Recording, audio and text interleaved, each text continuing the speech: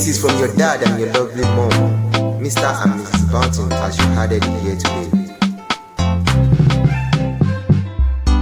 Ìtọ̀nà rẹ̀ ló já Olódùmarè ẹwà òkú rẹ̀ ní ọba òkè ìmọ́lẹ̀ àkọ́kọ́ igi àkọ́ṣẹ́ ọmọ ńlá ni ọ́ ìdùnnú ńlá ńlá ló sì jẹ́ Akóredé Àdìgún Bounton ìbẹ̀rẹ̀ ayé rẹ̀ rè ó ní ṣẹ̀ṣẹ̀gbé ìyá àti bàbá rẹ̀ ló ní igi àkọ́ṣẹ́ ló jẹ́ lágbára Elédùmarè ayé oṣù ẹ̀ṣẹ̀ òtí ní fi ọ́ pa ọ́ lẹ́kún ilẹ̀ Àdìgún àgàn ọmọ àgàn òkú dúdú pupapupa ni wọ́n ń bí nílé bàbá tó bí ọlọ́mọ ìwọ lọmọ Ìjẹ̀ṣà Òkèrè onílẹ̀ obì ìwọ lọmọ ẹlẹ́ni àtẹ́ka ọmọ ẹlẹ́ni ẹ̀wẹ́lẹ́ ìwọ lọmọ olóbì kan ọmọ tí ni wọ́n ìwọ lọmọ olóbì kan ọmọ tí ni wọ́n èyí tó bá jẹ́ tẹni àwọ̀ sápò ẹni èyí tó bá jẹ́ tẹni àwọ̀ sínú kó kẹ́ràn kó búburú róhùn mú jẹ ọmọ Ìjẹ̀ṣà òrídìílé ìsáná ilé lẹ́rú ọwá tí ń múná roko ọmọ ẹlẹ́ni àtẹ́ka ọmọ ẹlẹ́ni ẹlẹ́wẹ́lẹ́ mi ò ní jágbá Ìjẹ̀ṣà kí má jòbì tó gbó kàkàkà lágbára Elédùmarè ohun ọ̀fọ̀ ò ní fọ̀ sí ọ Akóredé ọmọ ńlá ló jẹ́ igi àlọ́yè sí ní ọ pẹ̀lú ó máa dàgbà nínú ọgbọ́n ó sì máa pọ̀ sí nínú òye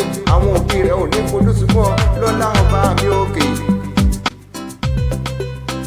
Your mom said that you are the most precious gift that Allah has given to us so far. Happy birthday to you, Akóredé Àdìgún Bounton.